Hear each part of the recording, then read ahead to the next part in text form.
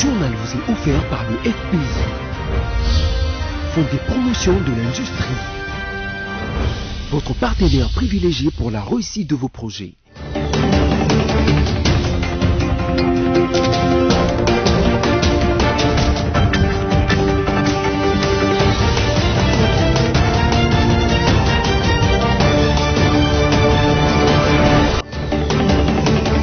Mesdames et messieurs, bienvenue à ce nouveau numéro du journal sur BSC Télévision, dont voici le principal titre. Le président de la République démocratique du Congo est arrivé lundi 6 décembre 2021 à Brazzaville pour procéder à la signature de la déclaration conjointe et assister à la signature de l'accord bipartite sur la collaboration énergétique entre les Congo et la RDC. Et puis, dans sa motion incidentielle au cours de la plénière de lundi 6 décembre, les sénateurs Matata Mpogno dénoncent la restriction de ses libertés de mouvement en dépit du verdict de la Cour constitutionnelle qui s'est déjà déclarée incompétente de les juger. Enfin, pour avoir selon certains outragé le président de l'Assemblée nationale, le député national d'Élysée Sanga est sommé par ses collègues députés nationaux révolutionnaires de l'Union sacrée de la nation de présenter des excuses publiques au peuple congolais, au gouvernement, à l'Assemblée nationale ainsi qu'à son président Christophe Mbosso. Encore une fois, bienvenue dans ce journal. C'est sur le coup de 11h50, heure de Brazzaville, lundi 6 décembre 2021, que le bateau Majesty River a accosté au beach Mpila à Brazzaville. À son bord, le président de la République démocratique du Congo, Félix Tshisekedi, venu procéder à la signature de la déclaration conjointe et a assisté à la signature de l'accord bipartite sur la collaboration énergétique entre les Congos et la République démocratique du Congo. Les détails dans ces reportages de la presse présidentielle. Protéger les intérêts communs au bénéfice de la République démocratique du Congo et de la République du Congo n'est pas une illusion. Ces deux pays frères qui développent depuis toujours de relations saines ont décidé de signer ce lundi 6 décembre 2021 la déclaration conjointe et l'accord bipartite sur la collaboration énergétique. Majestic River est le bateau à bord duquel le président de la République Félix Antoine Tshisekedi Tshilombo a traversé le fleuve Congo ce lundi 6 décembre 2021 à destination de Brazzaville, capitale de la République du Congo. Accosté à 11h50 heure locale au but de Brazzaville, le président de la République Félix Tshisekedi a été accueilli à sa descente par l'ambassadeur de la RDC en République du Congo, Christophe Muzungu, le premier ministre du Congo-Brazzaville, Anatole Koliné Makioso, le premier ministre de la RDC, Jean-Michel Samalukonde Kyenge. Ces derniers étaient accompagnés d'une forte délégation dont le vice-premier ministre et ministre des Affaires étrangères, Christophe Lutundula, la Dirkaba du chef de l'État en charge de questions diplomatiques, politiques et juridiques Nicole Boacha, quelques membres du cabinet du président de la République et différentes autres autorités du pays hôte. S'en est suivi la haie d'honneur. Du beach de Brazzaville, le cortège présidentiel a pris la direction du Palais du Peuple, dans la salle du Conseil de ministres pour la signature proprement dite de la déclaration conjointe entre Félix Tshisekedi et Sassou Nguesso, mais aussi l'accord bipartite sur la collaboration énergétique entre la RDC et le Congo par le ministre RD congolais de l'énergie Olivier Mwenze Moukaleng et le ministre congolais des hydrocarbures Bruno Jean-Richard Itoa, assisté par les deux chefs d'État. C'était en présence du représentant personnel de son Altesse, le prince héritier des Émirats arabes unis, partenaire de ces grands projets qui réunit à nouveau la RDC et le Congo-Brazzaville. En mot des circonstances, le ministre congolais des hydrocarbures a, dans son discours, relevé l'importance de ces protocoles d'accord qui répond à la pauvreté énergétique dont font face les populations de ces deux pays. Il a indiqué par ailleurs que ces projets visent à assurer l'interconnexion aux énergies de deux pays. L'interconnexion de réseaux électriques reliant Inga Kinshasa en RDC et Brazzaville, centrale électrique de Pointe-Noire en République du Congo, devrait alimenter les zones industrielles du Katanga en RDC. Après la signature de la déclaration conjointe, le VPM de la RD congolais a fait la lecture de la dite déclaration, sanctionnant le sommet de Brazzaville sur la boucle d'amitié énergétique entre la RDC et le Congo-Brazzaville. Peu avant les signatures, les deux chefs d'État se sont retrouvés en tête-à-tête de plus d'une heure, en présence du représentant de Son Altesse le Prince héritier des Émirats arabes unis. Rien n'a filtré de leurs échanges. Cette signature de la déclaration conjointe et de l'accord bipartite sur la collaboration énergétique entre les deux pays va concerner la mutualisation de ressources électriques et gazières. Ceci dans le cadre de l'intégration régionale pour le bien-être des populations respectives. Rappelons que cette rencontre intervient 10 jours après le tête-à-tête entre le président Félix Tshisekedi et le président Denis Sassou Nguesso à Kinshasa. Fin de la cérémonie, le cortège présidentiel a pris la direction du beach de Brazzaville. Le chef de l'État Félix Tshisekedi a regagné Kinshasa.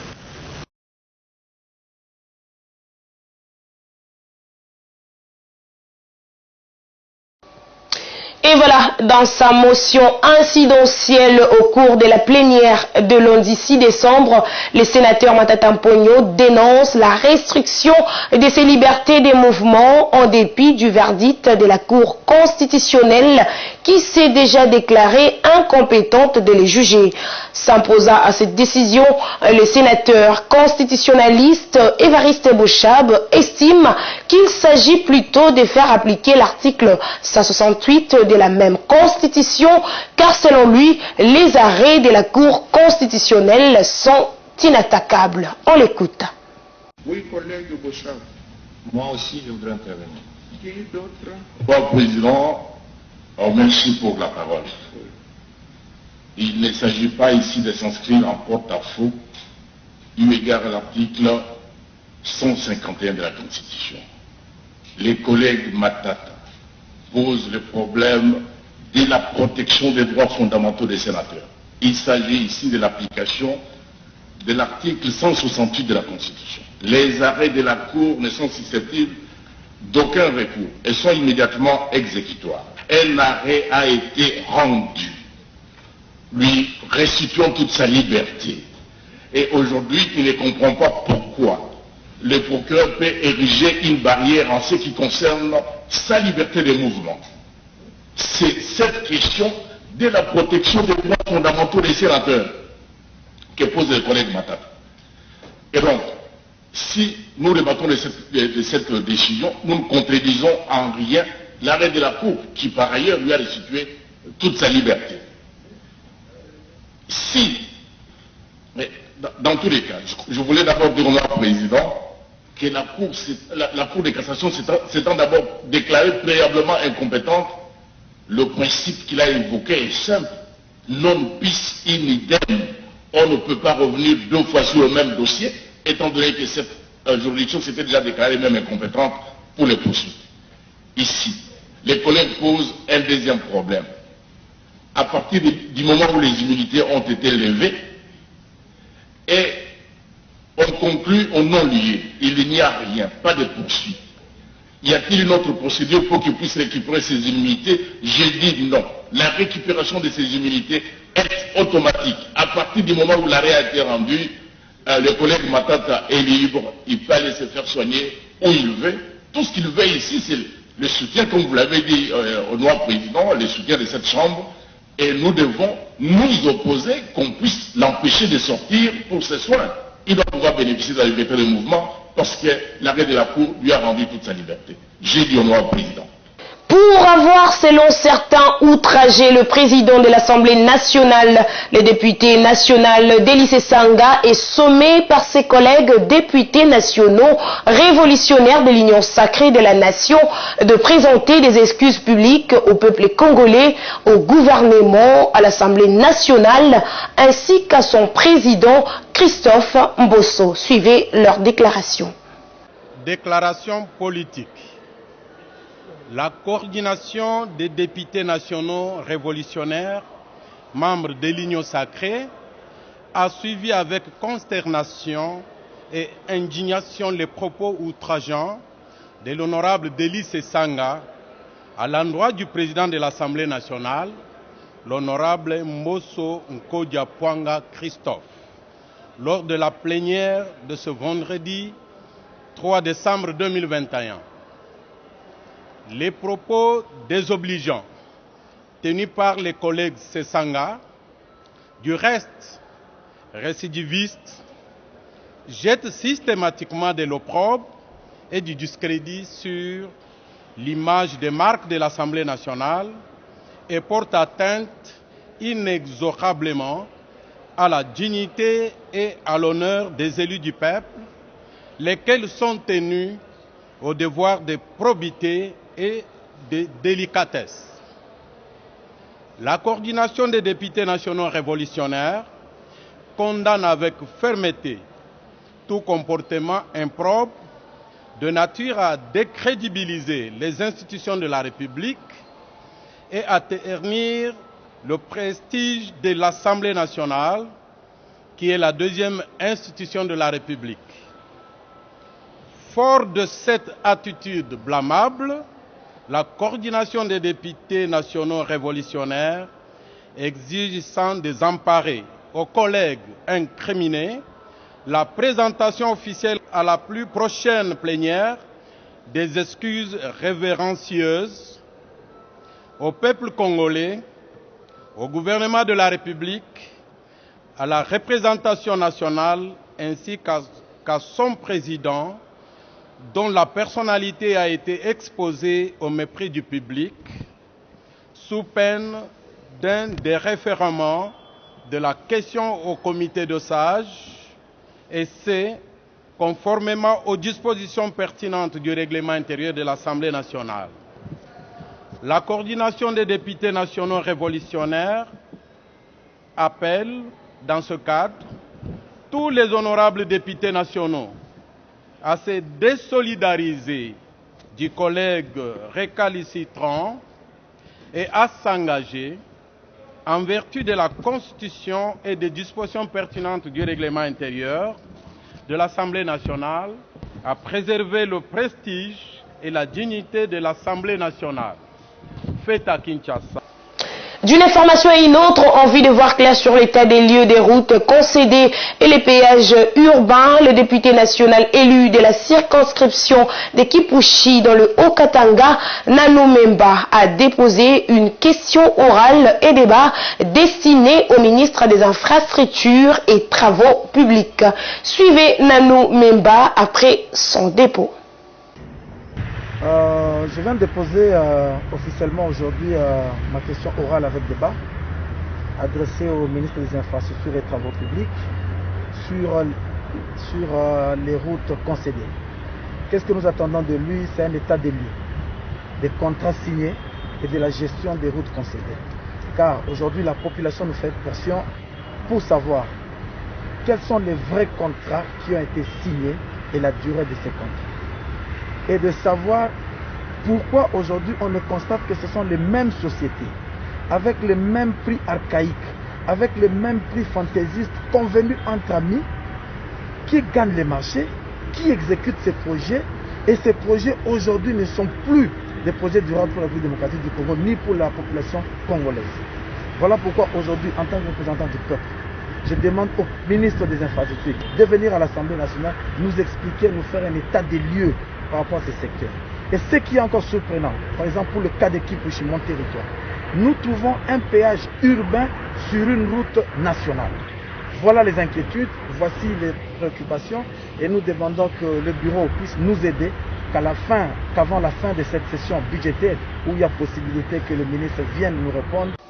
Faut-il appeler ces manèges théâtralisme de politiques emprisonnés pour se faire libérer? La tradition de politiciens congolais à se faire passer pour des malades pour recouvrer la liberté quand ils sont arrêtés. En tout cas, cette stratégie d'emptation de liberté fait raisonner. Édito de la rédaction, Sami Bossongo. tous les moyens sont bons pour arriver à l'objectif. Ce doit être la recette sacro-sainte utilisée par les politiques congolais sous les verrous qui se font passer pour des personnes gravement malades afin d'obtenir qui une libération avec sursis, qui une autorisation d'évacuation à l'étranger, qui une liberté provisoire, qui que savons-nous encore. La conclusion de l'observation tient le cap dans la mesure où c'est devenu le tic de tous ces politiques en conflit avec la loi pour quitter les maisons carcérales. Et le comble, c'est que les autorités judiciaires mordent toujours à la maison et libèrent des messieurs qui, une fois dehors, deviennent tout d'un coup guéris. Rares étant les quelques bons acteurs de théâtre qui simulent des convalescences qui n'en sont pas une. Et cela nargue la justice congolaise au point que l'on se demande si les gens ne sont pas arrêtés sur base de motivations autres que la violation des lois congolaises. Et il n'y a pas que la justice qui est éclaboussée. Il y a aussi ces politiques. En effet, leur jette-t-on à la figure et n'ont rien dans leur bile pour bien diriger ce pays quand ils ne sont pas en mesure d'accepter de subir la rigueur de la loi en cas de violation de la loi. Et contre qui la justice doit-elle sévir? C'est seulement contre le petit peuple, celui qui n'a pas de connexion politique et qui ne saurait faire mal dans ses représailles d'une façon ou d'une autre. Si donc les politiques refusent de subir la rigueur de la loi, il n'y a pas d'avenir en rose pour la RDC dans la mesure où l'application de la loi y sera faible ou sélective. Il est donc temps que les uns et les autres décriés se ressaisissent au point de changer de fusil d'épaule pour ne pas renvoyer une image caricaturale de la justice congolaise et pour réhabiliter la confiance du peuple vis-à-vis de cette justice qui tarde toujours à imposer sa marque de noblesse. Parlant éducation dans ce journal, plus de 300 écoles préfabriquées seront dans peu de temps livrées à la République démocratique du Congo. Cette assurance ressort de l'échange entre Tony Mwaba, ministre de l'EPST, et Michael Larance, directeur de la société Anachi Espa, une firme dont la spécialisation est la construction. Suivez. Le gouvernement congolais prend à bras le corps la problématique de la capacité d'accueil des infrastructures scolaires, problématique induite par l'effectivité de la gratuité de l'éducation de base qui a accru les effectifs d'élèves dans des écoles. En effet, plus de 350 écoles préfabriquées seront sous peu érigées en RDC. Cette bonne nouvelle ressort de l'échange lundi 6 décembre entre le ministre de l'enseignement primaire, secondaire et technique, le professeur Tony Mwaba, et le directeur de la société Anachi SPA, qui est une société spécialisée dans la construction. Ce projet, a-t-il été affirmé, va permettre au gouvernement de faire face aux effets induits de la gratuité de l'enseignement primaire, notamment le problème des effectifs pléthoriques dans des salles de classe. Concernant l'exécution du dit projet, notez que dans un premier temps, Kinshasa, Espace Grand Kasaï et Grand Équateur seront pourvus. Pour d'autres coins du pays, il reviendra au ministre de l'EPST de proposer les secteurs éligibles au dit projet. Du point de vue début effectif des travaux, il est à retenir que c'est au mois de mars 2022 qu'il va intervenir, en quoi une indication de Michael Larance aux médias. L'entreprise Anachi SPA va préfinancer les travaux et le gouvernement congolais se chargera de payer après livraison des écoles, a-t-il ajouté. Toujours dans ce journal, toutes les couches sociales de la chefferie des Bahema, Banyangi, en territoire de Djungu, déterminées à soutenir les efforts de paix consentis par les forces armées pour la paix durable en Ituri. Déclaration faite au cours d'une rencontre de sensibilisation présidée par l'administrateur militaire de Djungu. Suivez. Le territoire de Djougou, foyer de la violence entretenu par le groupe armé Codeco, doit retrouver sa quiétude pour son développement. Message de l'administrateur militaire de Djougou au cours d'une rencontre avec les forces vives de Tchomia dans la chefferie de Bahema Banyuagi. Pour y parvenir, le colonel Jean Ladis Mabosso compte sur la collaboration de la population locale, comme le prône le gouverneur militaire de l'Ituri, pour barrer la route à toute force ennemie. Demandez c'est quoi? C'est vous le chef des entités, les étés. Comme j'ai aussi l'habitude de les dire, ceux-là qui ont pris les armes, jadis, on restait ensemble avec eux comme ça. Nous les connaissons, nous avons aussi les numéros de contact. Si on pouvait faire d'une pierre deux coups, parce que notre objectif, c'est la paix. C'est la paix, rien que la paix. L'appel est tombé sur une bonne mine. C'est madame le chef du bureau du genre de ces territoires promet de transmettre fidèlement ces messages de paix. Je donne aux mamans ce que les mamans d'ici même là puissent prendre la décision d'aller dire dans chaque ménage, dans leur foyer, que la guerre n'est pas bonne. La guerre a beaucoup de conséquences. Et les conséquences pour lesquelles sont butées, ce sont les femmes et les enfants. C'est eux qui transportent les majeures conséquences. C'est ça le message clé, que si on le fait, je crois qu'on aura la paix, on aura la sécurité. Au stade actuel, les élus nationaux à mission parlementaire sensibilisent toutes les forces vives à soutenir les forces armées engagées dans la destruction de tous les bastions de ces groupes armés en vue d'imposer la paix et stabiliser l'ensemble de la province de l'Ituri. En sport, phase allée de la 27e édition de la Vodacom Ligue 1, Las Vita a battu en 2 temps Lubumbashi Sport par 2 buts contre 1 au stade Frédéric Kibasa Maliba. Samy Vosongo a suivi pour nous la rencontrer. L'association sportive Vita, malgré une entame de match terne, a battu Lubumbashi Sport par 2 buts contre 1 au stade Kibasa Maliba de Lubumbashi à cette phase allée de la 27e édition de la Vodacom Ligue 1, le championnat d'élite du pays de Mutubile Santos. Le premier but des Moscovites est arrivé à la 35e minute. Le buteur, Pascal Mbarga, a dévié de la tête la trajectoire d'un coup franc exécuté par Jacques Mangoba. À la reprise, les kamikazes louchois talonnent les dauphins noirs et réussissent le but égalisateur par Prince Tchal. Mais c'était sans compter avec la furie de vaincre de l'AS Vita Club qui marquera un deuxième goal via l'athlète Tchakei qui a dévié un coup de pied arrêté sauté par l'athlète togolais Marouf. Mais il faut retenir que cette rencontre s'est jouée 2 jours de suite du fait de la forte pluie qui l'a interrompue à la seconde mi-temps hier, alors que l'AS Vita menait au score. Le premier but de Lubumbashi Sport et le second but de Moscovite sont arrivés cet avant-midi. Dans le classement provisoire, cette victoire de l'AS Vita l'a fait rejoindre le podium où elle occupe la 3e place avec 23 points, plus 12 de différence de but après 9 duels.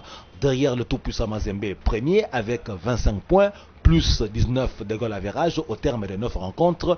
Et le FC Lupopo, deuxième à cause de ses 24 unités, plus 11 de différence de but au bout des 10 affrontements. Et voilà, mesdames et messieurs, place à présent à la revue de presse rendue par Samy Bosongo.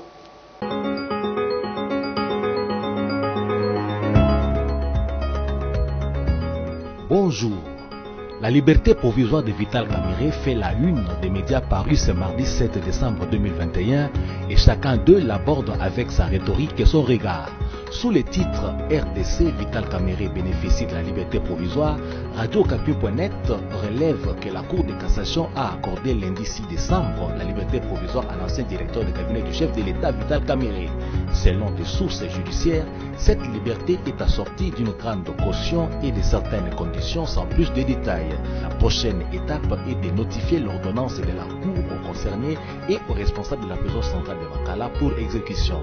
Mais il reste à la disposition de la Cour où son pouvoir en cassation va se poursuivre en dépit de cette liberté. Forum des As.net de son côté titre Vital Kamerhe, un casse-tête politico-judiciaire. Entre autres subterfuges de l'analyse, l'éditorialiste écrit « Faut-il voir une espèce de prémonition façon ceci explique cela dans le verbatim du magistrat suprême en personne un certain jeudi 1er juillet 2021 quand il disait « Vital Kamerhe est un homme sérieux et correct. Je suis convaincu qu'il jouera demain un rôle dans ce pays. » Aux exégètes de décrypter, ce n'est pas tout. Le Kivu fait partie de cet est de la RDC, objet de toutes les convoitises. Toutes les transitions géopolitiques et géostratégiques passent par la partie orientale de la RDC. D'où ces guerres à n'en point finir.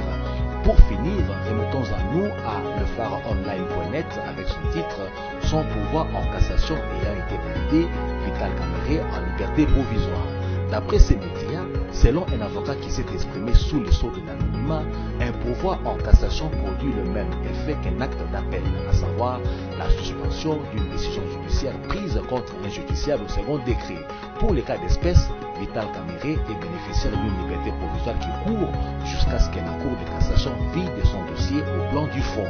Par conséquent, sa condamnation court toujours et l'affaire n'est pas close. Pour les cas d'espèce, en sus des restrictions liées à l'interdiction du fait de quitter le territoire national, de se retrouver aux frontières du pays, aéroport, port ou poste routier, il est appelé à verser pour le compte du trésor public une caution équivalente à 500 000 $ américains en francs congolais. Il devrait par ailleurs se présenter devant un magistrat du parquet général après la Cour de cassation autant de fois qu'il l'exigerait par semaine. Merci, amis de l'émergence, de nous rester fidèles.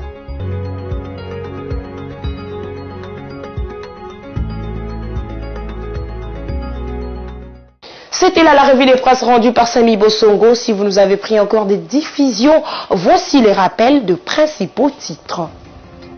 Le président de la République démocratique du Congo est arrivé lundi 6 décembre 2021 à Brazzaville pour procéder à la signature de la déclaration conjointe et assister à la signature de l'accord bipartite sur la collaboration énergétique entre les Congo et la RDC.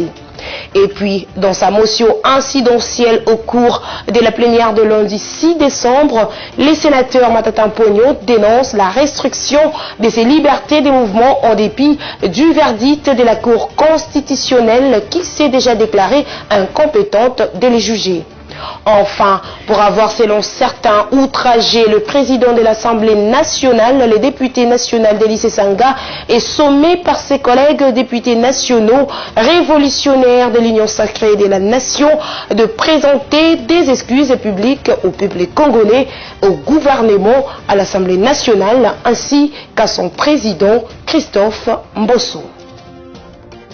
Mesdames et messieurs, ce journal préparé par l'ensemble de la rédaction de BAC Télévision est complètement terminé. Merci à vous de l'avoir suivi, mais surtout, restez-nous fidèles.